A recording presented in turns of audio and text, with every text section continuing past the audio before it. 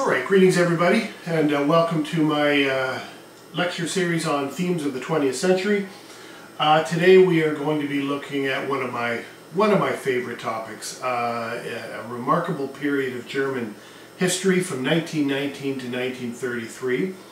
And right off the bat I should note that what makes this 14-year period so interesting is the fact that it's sort of landlocked between, on one side, the end of Imperial Germany, essentially an absolutist type of monarchy, and then on the other side a fascist dictatorship. So for 14 years democratic forces in Germany grappled with dealing with the end of World War I, the consequences of the Treaty of Versailles, economic chaos, the rise of fascism and communism in Germany. So Germany was an incredibly dynamic place in the 14-year period known as the Weimar Republic. You know, one of the obvious questions people have, and I'm surprised people don't ask it more often, is why is it called the Weimar Republic?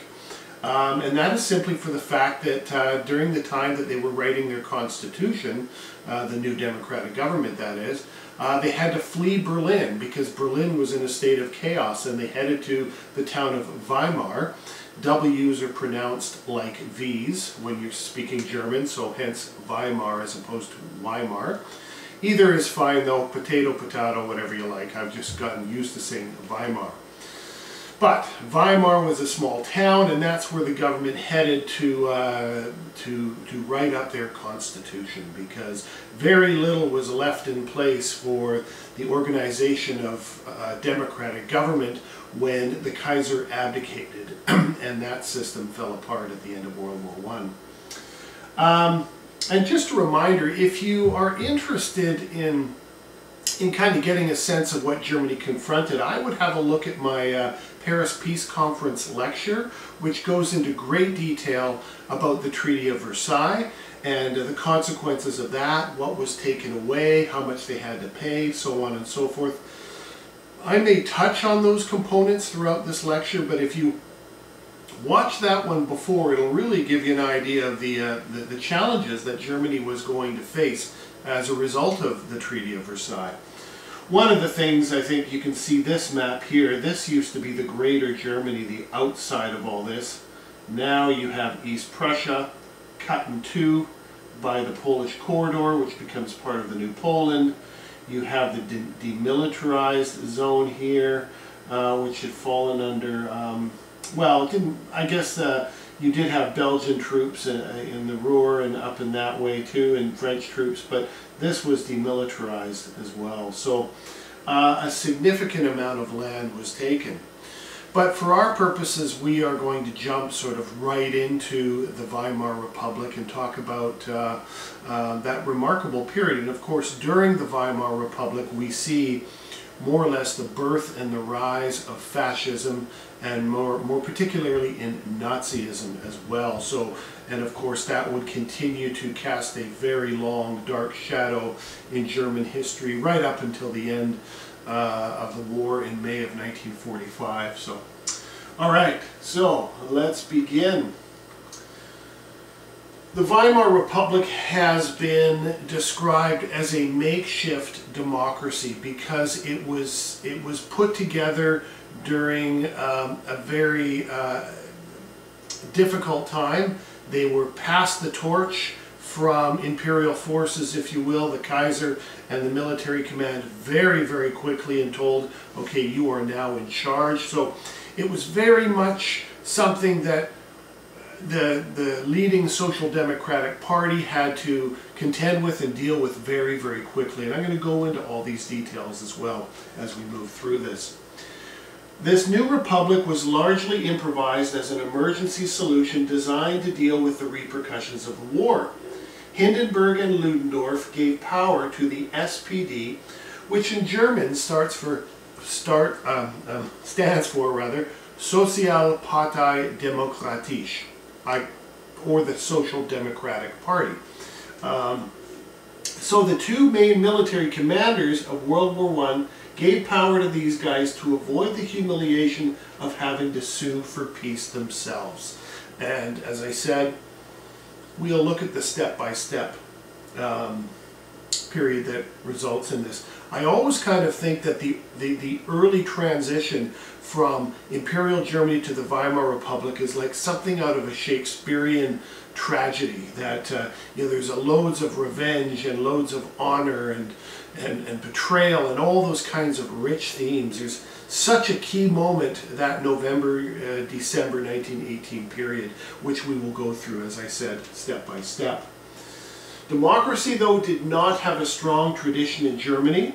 For many people who lived during the Weimar Republic in Germany, the Republic symbolized all the malfunctions that went with it. So everything that went wrong, hyperinflation, economic chaos, the Depression of 1929, because people had not experienced democracy before, they could only assume that this has something to do with democracy. It must be democracy's fault, because we never experienced anything like this during the reign of the Kaiser. So there was that link. Signing of the Versailles Treaty, revolution, hyperinflation, and the Depression provided an endless supply of misery, which appeared to be due to the malfunctions of democracy. Obviously, if the Kaiser had stayed in power and Imperial Germany had continued, they would have faced all these economic challenges as well. But because this was new, the experiment with democracy, people could only imagine that this might be the problem. And certainly, the Nazis would really, really play that card very, very well. And in many ways, economic chaos in Germany, plus the stab in the back myth, which we will talk about, really contributed to the rise in popularity of the Nazis.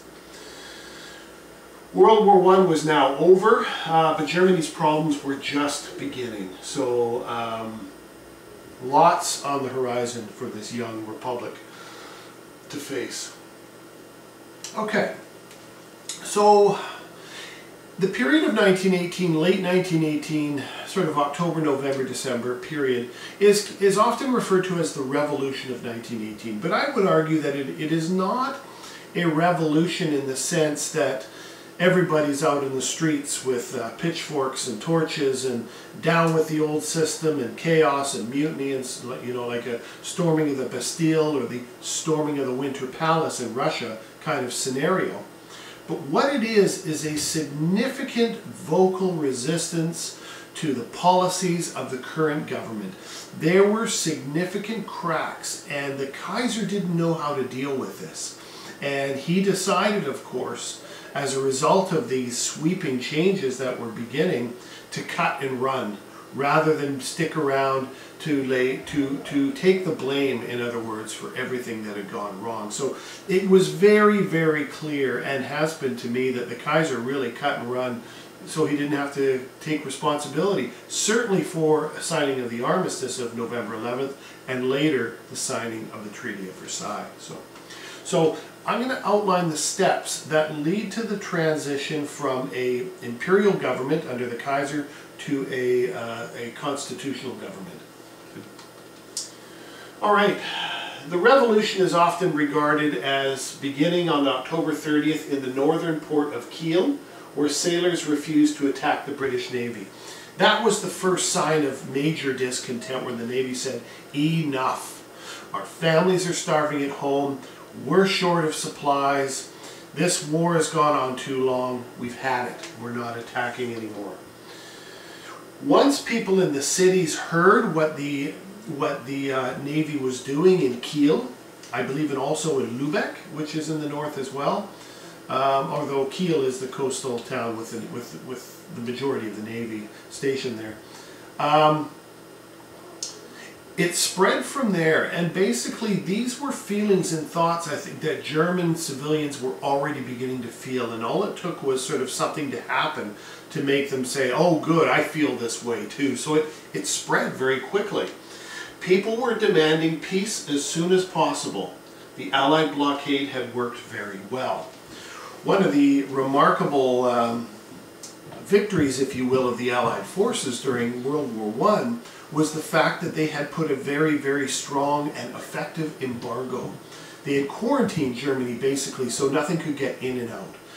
And because their only trading partner technically I guess would be the Austro-Hungarian Empire through their shared border, Austria-Hungary was in terrible shape too. So both those central powers were beginning to feel the tremendous pressure of this blockade.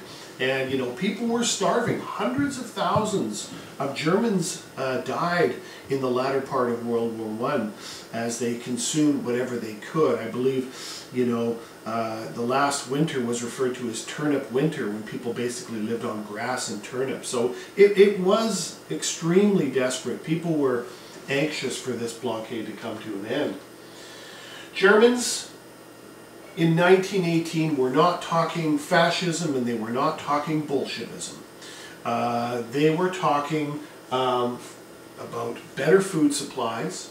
They were talking about democracy, some type of constitutional system, a free press, which they'd been denied through the course of the war, and a parliament with real power. So most Germans really were just craving something new, something to escape from the yoke, if you will, of the imperial legacy of the Kaiser and Prussia's history, which really dominated the new Germany of 1871 and beyond, and I think it was time for a significant change. Here's the series of events, and I think you'll be quite surprised at how quickly things happened. Basically, on November 9th, the Kaiser abdicates. Okay, he quits. That's it. Now, he had been told by his two key military individuals, Paul von Hindenburg and Erich Ludendorff. They will figure quite predominantly in the Weimar Republic as well. So November 9th, he's given a choice. He's got to either sue for peace or he's got to cut and run and have somebody else do it. Well, as you might know if you've watched my Causes of World War I lecture, where I talk quite a bit about Kaiser Wilhelm, he was far too vain and arrogant to ever be held accountable for signing any type of armistice, let alone a peace treaty of any kind. So he abdicates. On the next day, November 10th, a republic was set up under the new president, who was a social democrat, a leader of the SDP. How they came about having this party be responsible was simply for the fact that they were the largest political party in Germany's parliament at the time. Now, of course, Germany had had political parties for years. Parties could meet and convene in parliament, they could make suggestions, they could come to some consensus and draw up some sort of article of whatever it may be. But the problem was, of course, the Kaiser could veto anything, and it wasn't really a democracy at all, but at least it gave those democratic elements an opportunity to convene and to talk about policy. So because the SPD, or the SDP, whichever you prefer, was the largest party, they are given the golden ticket of running the show. But think about the date here, November 10th. Now, it should be noted as well that when they were handed power, there was kind of a gradual transition towards a civilian government that had kind of begun in the late summer of 1918, but I don't think they were totally prepared for this rather sudden passing of the torch. And when they were given this this responsibility, you know, they were told, look, the Kaiser's gone, he's quit, you're in charge now, and oh, by the way, tomorrow at 11 a.m. you're signing an armistice. So it had already been set up for them to do so. November 11th, an armistice was signed in a railway carriage at Compiègne to the north of Paris. So then who signed the armistice? The government of Germany that was less than 24 hours old. Now here's the interesting thing. Who takes blame for how the war ended? Who takes blame for the loss of the war and the signing of the armistice? Not the Kaiser, not Hindenburg, not Ludendorff, but these guys. So, you know, in many ways they've kind of been thrown under the bus, because I think the Kaiser and certainly his military staff knew that by giving these guys the responsibility of signing the armistice, they would have to accept the responsibility for it as well. So some say the Weimar Republic was kind of set up in a way for failure. All right. Well, there is so much that this government has to do very, very quickly. And they are working under tremendous duress. You have to keep in mind that the majority of people who were part of the Social Democratic Party were relatively high-minded, bright, capable, democratically inclined citizens that any of us in a democratic society could appreciate and understand. But they were fighting against some pretty vicious elements that began to crop up. Actually even began to crop up before the war ended. But by the time the war ends, things get really, really ugly. And when you get the infighting and the rebellions and so on and so forth. We'll talk about the Spartacists and we will talk about the Frei Korps shortly. But what happens very soon after they take power was in February 1919, a constituent assembly met at Weimar to work out a new constitution because Berlin was in chaos. They had to flee Berlin because they were fighting in the streets, there were labor strikes, there were shootings, and you know, it was really, it was a pretty nasty place to be in 1919. Elections to be held every 4 years to elect the Reichstag. One other thing I should mention, that this new government pored over all the major constitutions. They looked at the Declaration of Independence in the United States. They looked at the Bill of Rights, or they looked at the Declaration of Rights of Man and Citizen, and the French Revolutionary document. They basically went to every major document they could get their hands on for democratic societies, or at least societies that were moving towards democracy, and sort of poured over these documents and came up with this. So you're going to have elections every 4 years to elect Germany's parliament, the Reichstag it's called. Every 7 years, though, the people would elect the president as head of state. I was always a little bit perplexed as to why they opted to have a president, because they didn't really need it. It seemed kind of superfluous, but I think that it was part of this sort of legacy hangover of having a strong central figure to represent the nation, maybe, you know, like in terms of a monarch, in terms of the Kaiser. So maybe it was a bit of a compromise. So you elect this one individual every 7 years, in addition to electing members of parliament every 4 years. Now, what does the president do then? The president would be responsible to appoint a chancellor who would be responsible to the Parliament, or Reichstag, and therefore require support from the majority of the House. Okay, you might recall when we talked about Imperial Germany, you had the monarch, and the monarch, the Kaiser, appointed the chancellor, right? Wilhelm I appointed Otto von Bismarck. The chancellor really does the work. He or she is the one that does domestic policy, that organizes foreign policy, really does the nuts and bolts work of government. But the president has the power to appoint. Now, if you're going to appoint a chancellor, you're going to want to make sure that that individual can get along with and cooperate with political parties in parliament, because those two things have to kind of work together, right? The chancellor needs a consensus from parliament. Once he gets that consensus, then he can begin to implement policy. So the chancellor can't just do what he wants. Until, of course, Adolf Hitler becomes chancellor, then he abolishes everything, and we'll get to that later. But so essentially you've got this chancellor appointed by a president who works with parliament, who begins to get the wheels of government going. The Constitution guarantees of basic human rights and freedoms. If you look at the Weimar Constitution, you see a lot of familiar ideas in there, from the Declaration of Independence, from the Canadian Charter of Rights and Freedoms, and so on and so forth. You know, a lot of familiar overtures in this document. And the success of the system required on the Chancellor obtaining a clear majority in the Reichstag. So you do need a team player to be a chancellor.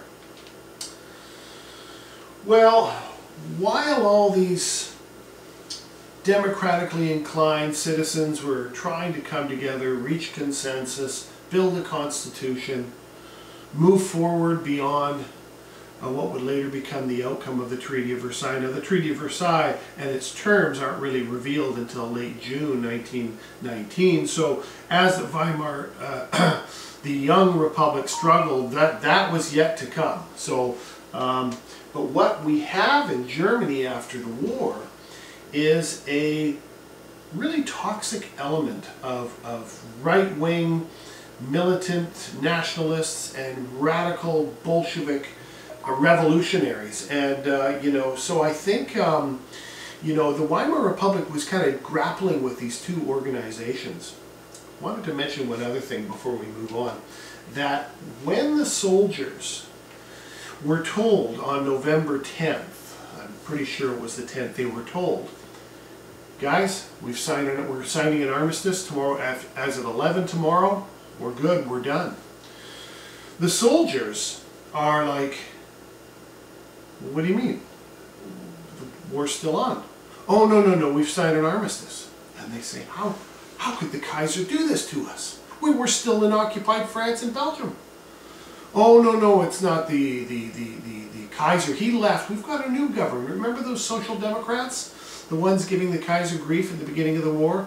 Yeah, well, they're now in power. They're the ones that signed the armistice. So when the German soldiers leave their trenches and begin to head home, out of this begins to develop a tremendous amount of resentment and anger at the new government. That people began to perpetuate the idea that they've been stabbed in the back by Democrats at home, many of whom who coincidentally happen to be Jewish. So the anti-Semitic, anti-democratic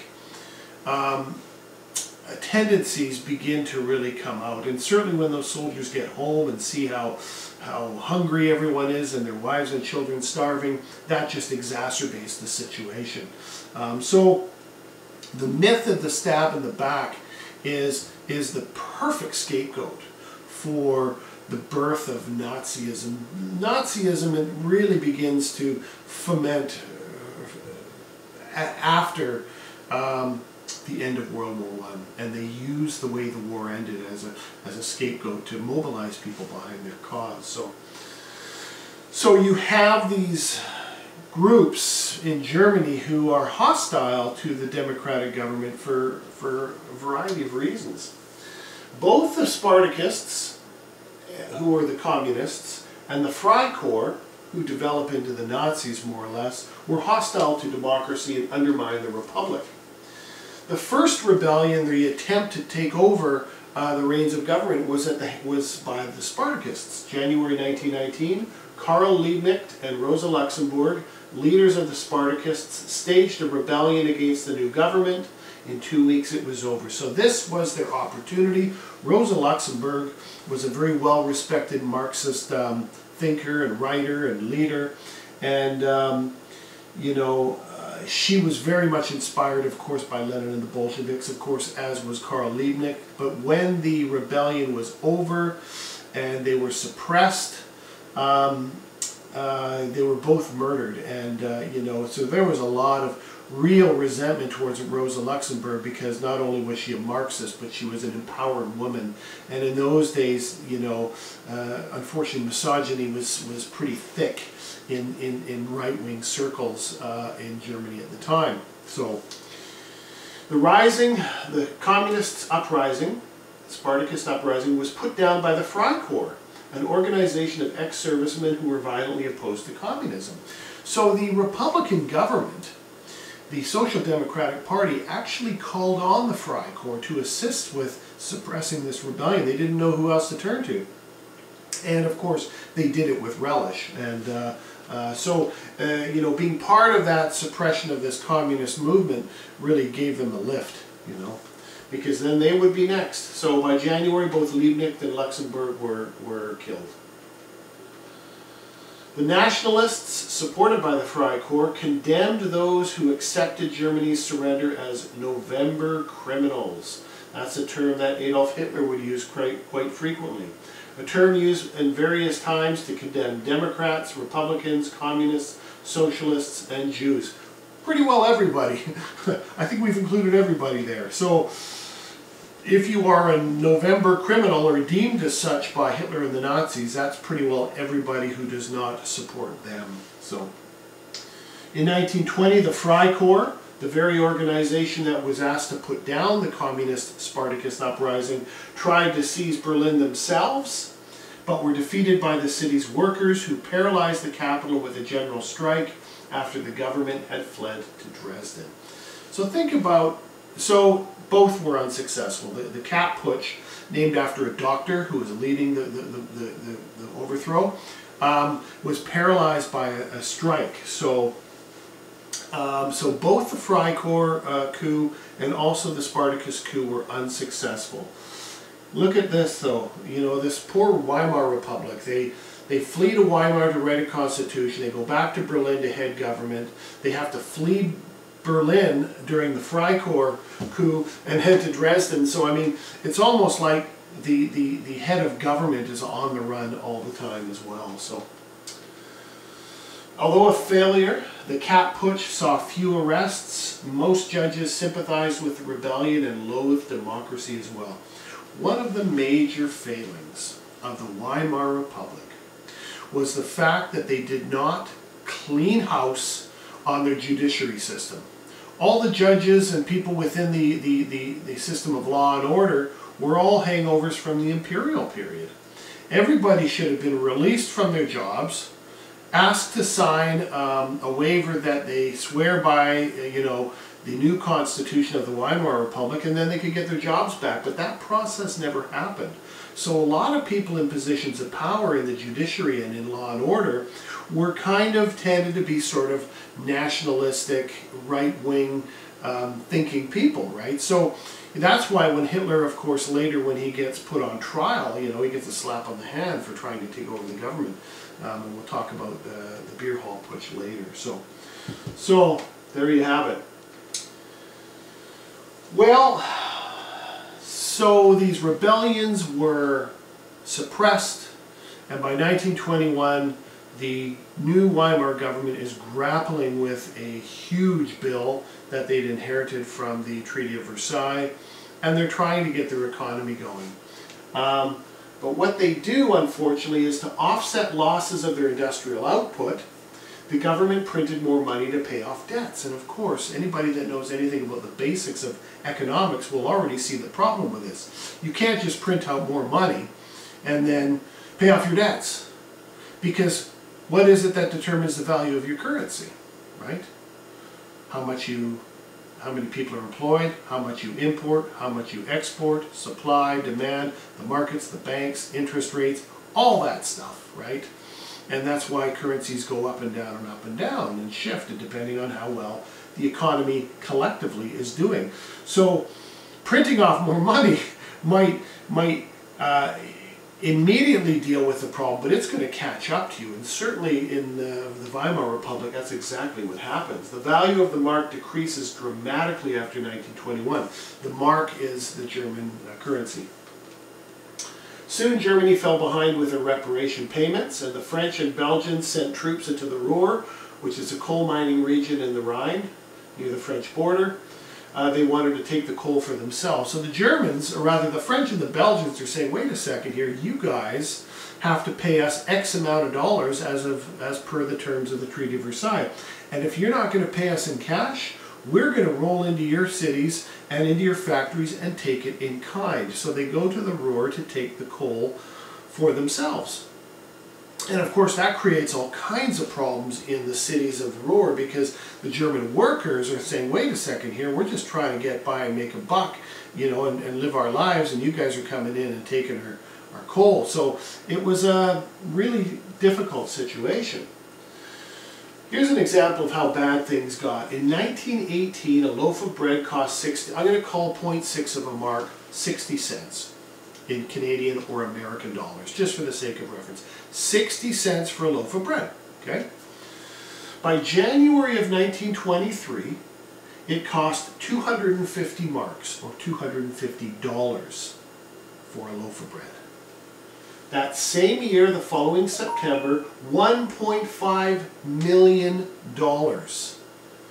What on earth is going on here? And look at this, by November of the same year, it cost $201 million for a loaf of bread. This is called extreme hyperinflation, and it just ran rampant.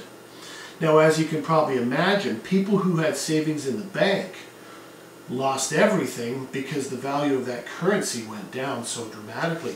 Money, you know, kids like in this picture here, I'm not sure how well you can see it. This is a very famous picture of children playing with stacks of money like Lego blocks, you know, because money was so worthless. I mean, on payday, if you were a factory worker, you'd be told on Thursday by your boss, okay guys, it's payday tomorrow, you need to bring your wheelbarrow.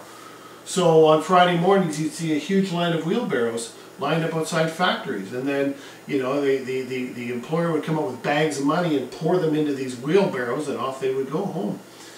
It's just unbelievable. I mean, I would imagine that if you're walking home with a wheelbarrow full of money and a robber comes by, he's going to think twice. It'll be like, hey, there's some money. Oh, no, it's worthless. I won't bother. So, I mean, quite literally, the money was worthless. So, only the very wealthy escaped the inflation because land value and factories kept pace with the increase in prices. So if you own property, you wouldn't be selling it at this time. At least if you had land or property, you would just weather the storm, hold on to it until the good times came back. But if you had money in the bank, it could potentially destroy your savings for obvious reasons. So this seriously undermined the Weimar Republic, and middle classes who had suffered the most began to listen to the views of a little-known Austrian politician named Adolf Hitler. So these conditions, I think, are very, very important in understanding why and how people began to listen to the rhetoric of the Nazis. You know, things were so desperate for people that they were looking for alternatives, and you know, and that's what really drew them towards Adolf Hitler. Well, as many of you likely know, Hitler, of course, was Austrian. He was not even German. He joined in the German army in 1914. He served in World War I, was awarded the Iron Cross, Germany's highest award for bravery. Like many, he wanted to restore Germany's honor. I mean, you know, there's a really great story to be told about Hitler's young life, and I'll get into that in another lecture down the road. But basically, he had some tough times. I mean, his father was a beekeeper, I think, and a civil servant. His father ended up marrying his niece, I believe, or a cousin or something. It was some very odd union, and of course both his mother and father died when he was a young man, and he ended up in Vienna, living on a very small pension, leftover pension from his parents, and which would run out while he's in Vienna. He went to Vienna to become an artist, and he applied for art college there. He was declined, wasn't deemed as good enough. And for quite some time he lived in a men's home, basically for street people. He was that down and out, and you know, he really struggled, and he was obsessed with opera. You know, when he had a few bucks, he would go to the opera, where he would obsess over the you know, Wagner's operas, and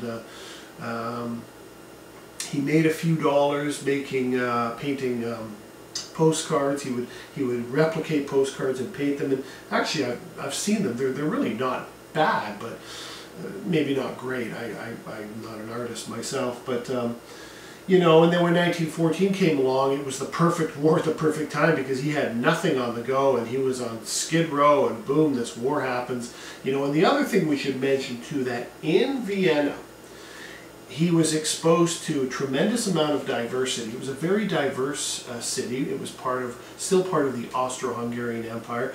A lot of wealthy people, a lot of wealthy Jews, a lot of opulence, and of course, as he became more and more poor and desperate, he resented anybody who had money. So that's where his anger and resentment really began to percolate. And of course 1914 happens, and that brings him back to Germany, into Bavaria after World War I.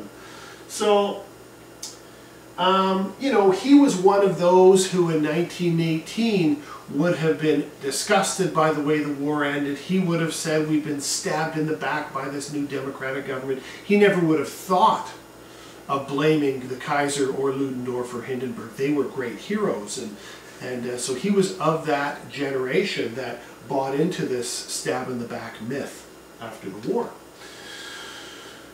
While in Bavaria, the French occupation of the Ruhr convinced this young upstart that the time for an armed seizure of power was necessary. They would take Bavaria, then Berlin. Ludendorff and Hitler led the march from the beer hall toward the Bavarian Parliament on the 9th of November 1923. Ludendorff gets wrapped up in this. You know, he's kind of intrigued by the Nazis' nationalism, anti-Semitism, you know, anger towards Versailles, so on and so forth. So he gets kind of messed up with Hitler. And Hitler, of course, is greatly inspired, I should note, by Benito Mussolini, who the year before had done his march on Rome. I believe it was 1922, if my memory serves me correct. So really much of what Hitler was doing in terms of modeling was based on what was coming out of fascist Italy at the time too. So 3,000 brown-shirted Nazi stormtroopers, or the SA, looked formidable. So he's going to take the Bavarian Parliament. Hopefully everyone's going to come out and support him, and then they're going to march to Berlin, just like Mussolini marches to Rome. So, to Hitler's surprise, the Bavarian police fired on them, killing 16 and wounding Hitler. You know, one of the remarkable things about the beer hall putsch is, can you imagine if they actually killed him? You know, what would have happened? And I'm not really one to really spend a lot of time in the what-ifs of history. It can be intriguing and a curious discussion with others to determine what could be had things changed. But I mean, I think that those right-wing fascist ideas, and certainly the Nazi Party was still around, or was around in 1923. So I think it would have continued in some shape or form. But it may have been a very different set of circumstances had Hitler died in 1923. So it's a very interesting idea. Hitler was arrested and given 5 years in prison. He was released just after 9 months of imprisonment. So, you know, we're going to talk about this here. This is very, very interesting. So, given 5 years, 5 years for trying to overthrow the government, and he only ended up with 9 months? What happened here? Well, remember we talked about the idea that the judiciary wasn't cleared out at the end of the imperial period?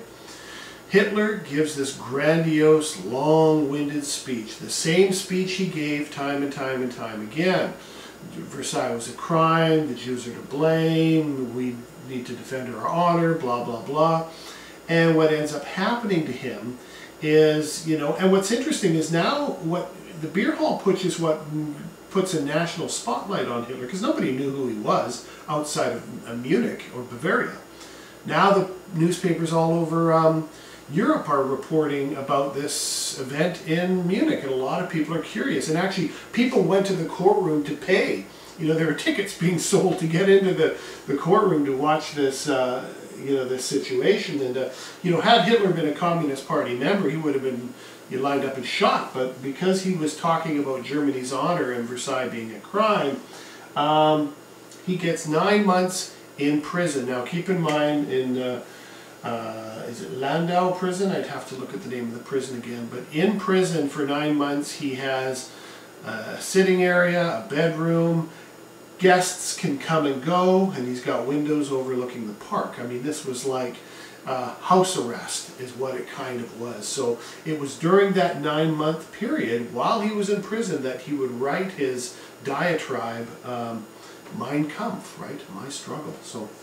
So he got off pretty good, because many of the, as I said, the judge and who deliberated these proceedings was, you know, swayed by Hitler's power and speech ability. The courtroom became a pulpit and brought national attention to Hitler.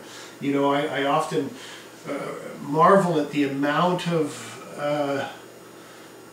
the amount of times that important people in history make a great defense on trial, and the defense gets recorded and it becomes iconic. You know, you think of Louis Riel in Regina in 1885 making his speech there. You think of the speeches of Nelson Mandela and Mahatma Gandhi. Fidel Castro, the "History Will Absolve Me" speech. I mean, there's so many examples of people in history who, you know, see this opportunity, you know, especially if they think they could be put to death, and they're going to make the speech of a lifetime. And unfortunately for Hitler, it becomes a part of a new era of the Nazi Party. There he is there. You know, one of the things that is often stated is, you know, why and how was Hitler such a great speaker? How could he do ABC? Well, it's a bit of a long story, but long and short, Hitler had been making speeches, sometimes 2 to 3 a day, for 300 days of the year since 1919. And if you are doing speeches year after year after year after year, you will inevitably get pretty good at it. A lot of being a good speaker, of course, is reading a room. And Hitler became obsessed with opera. And what he learned from opera was he marveled at the idea that when he watched opera, that he could be driven to tears by the performance of an opera singer.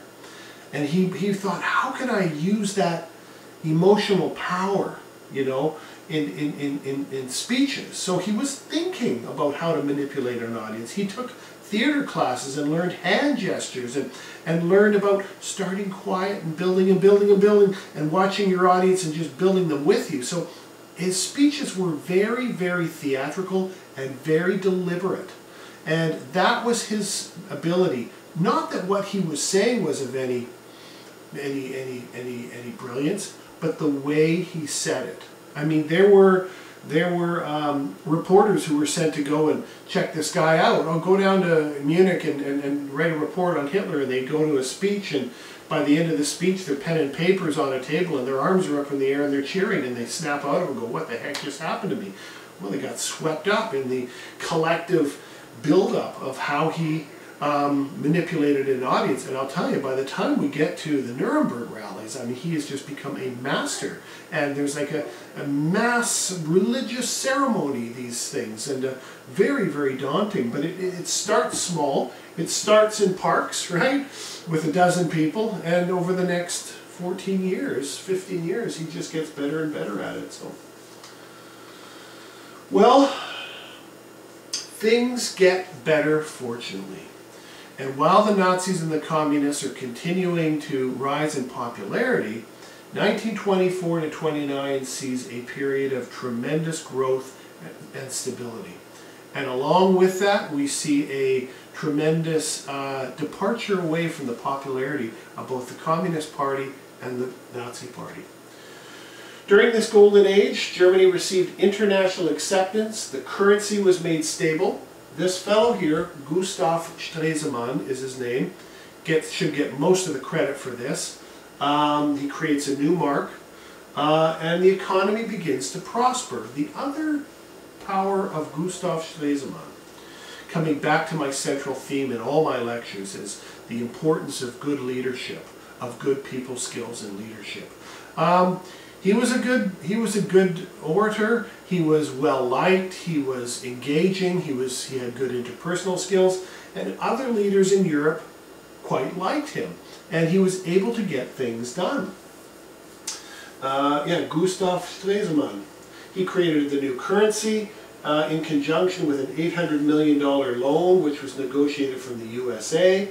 The Dawes Plan. The Americans are now loaning Germany a whack of money to help with their reparations. They're negotiating a reduction in reparations in the Young Plan as well, which I'll talk about. Why were the Americans interested in helping the Weimar Republic? Well, probably because they were looking for foreign markets to buy their surplus goods that they'd overproduced in much of the 1920s. But for whatever reason, you know, Germany had gotten quite a lift from American bankers. In December 1925, Germany signs a series of Locarno treaties, and in 1926 is allowed to join the League of Nations. So once again, they're coming in from the cold, so to speak. Their profile is getting getting stronger. As the economy prospered, the appeal of radical groups declined on both the left and the right. I believe in 1928, the popularity of the Nazis had plummeted to like 3.2%, 3.7, something very under 5 anyway. But what's interesting, by 1932, it had gone up to like 38%. So the Young Plan, a plan for settling reparations, reduced the original figure by 75%. It proposed payments be made to an international bank until 1988. So once again, more German bankers getting involved in helping this young republic. Germany accepted the plan, the Young Plan, and made the first payment in May 1930. But the world financial crisis prevented payments in 1931-32. The Great Depression, the stock market crash of 1929, had dramatic consequences on this young republic.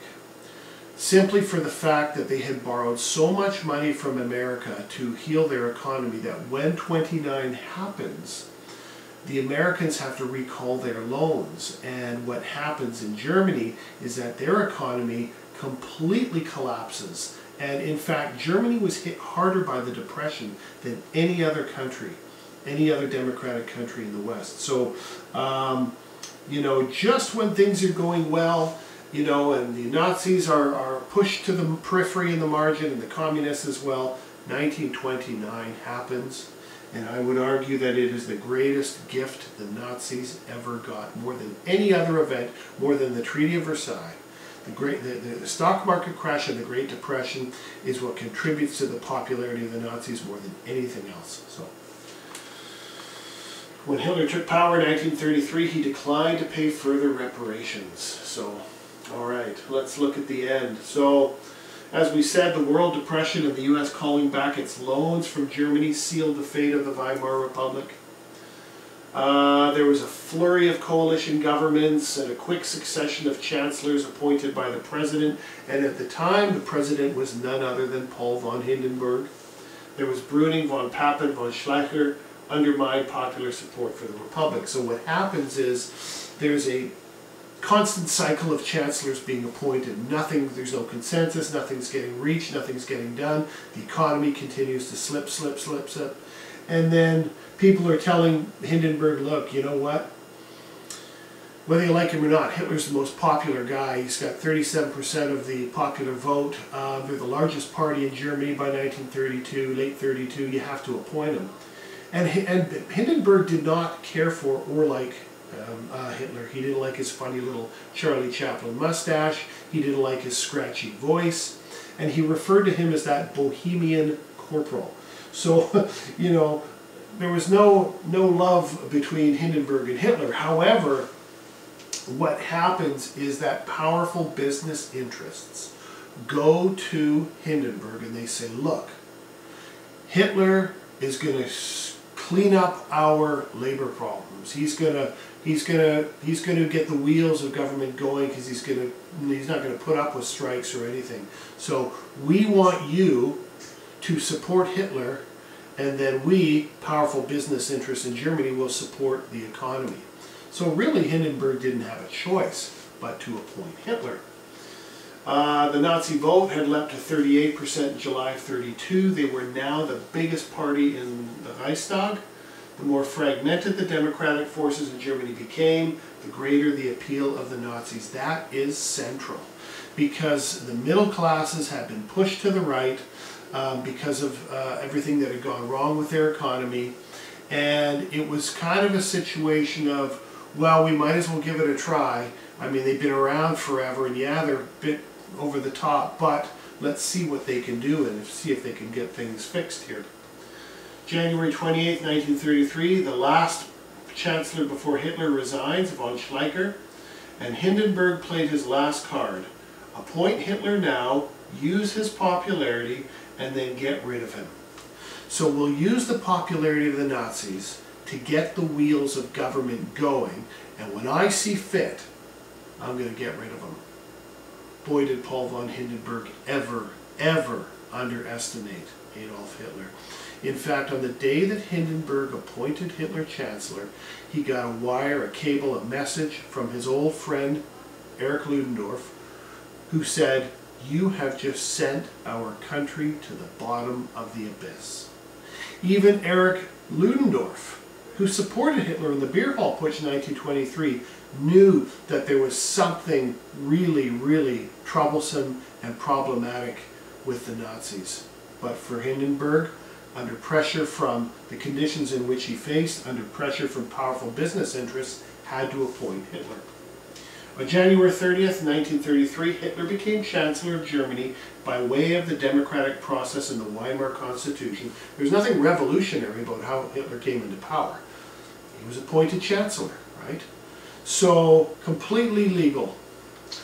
However, by July of 1933, all elements of the previous Weimar Republic's democratic system had been eliminated.